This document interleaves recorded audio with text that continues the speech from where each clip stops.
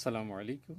আপনারা যারা ইউরোপে থাকেন এবং যেখানে সামার খুব কম সময়ের জন্য হয়, টেম্পারেচার অ্যাভারেজে আপনার 20 ডিগ্রির বেশি হয় না বা এরকম, তো সেইখানে আপনারা যদি বেগুন গাছ লাগাতে চান, তো এইভাবে আপনারা টবের মধ্যে বেগুন গাছ লাগিয়ে দিতে পারেন।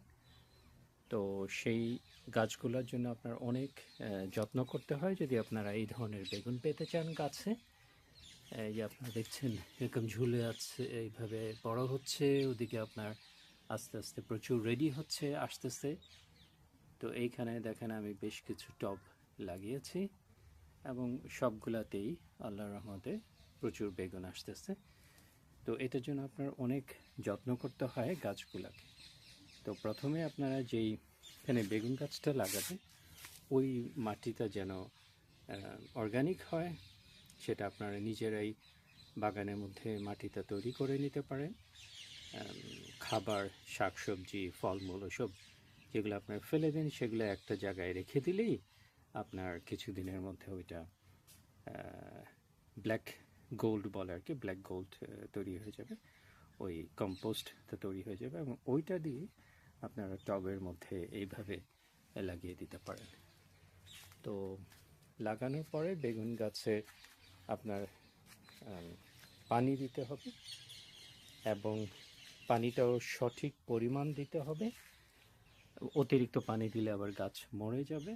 এবং আরেকটা যেটা খুব ইম্পর্টেন্ট, গাছ যখন বড় হতে থাকবে গাছের যে সাইড ব্রাঞ্চ ওগুলো আপনারা কেটে দিবেন, তাহলে গাছে খুব দ্রুত বড় হয়ে যাবে, অনেক হৃষ্টপুষ্ট এইভাবে আপনার পাতা হতে থাকবে আর আপনারা ওই ফুল আসতে থাকবে এইভাবে, এবং ইনশাল্লাহ প্রচুর বেগুনও আপনাদের হতে থাকবে।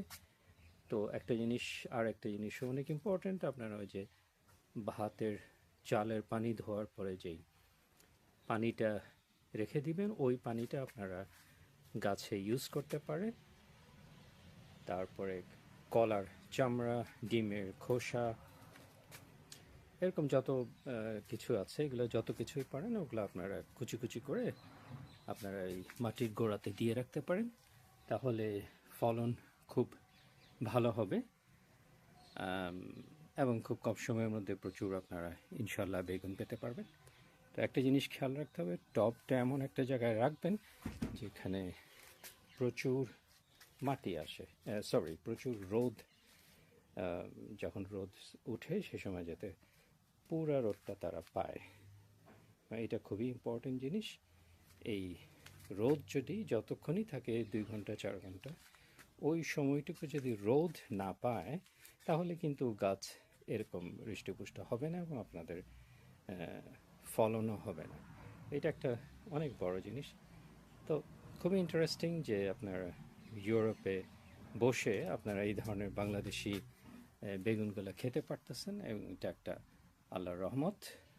কিন্তু এটার পিছনে অনেক পরিশ্রম দিতে হয় এবং আমি আমার ডিসক্রিপশনে আমি এক্স্যাক্টলি আমি কী করেছি, কিভাবে এরকম ফলন হলো, সেটা আমি বর্ণনা করে দিয়েছি।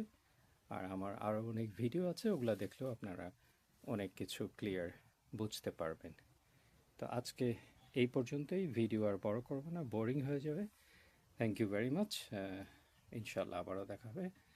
আসসালামু আলাইকুম ওয়া রাহমাতুল্লাহি ওয়া বারাকাতুহু।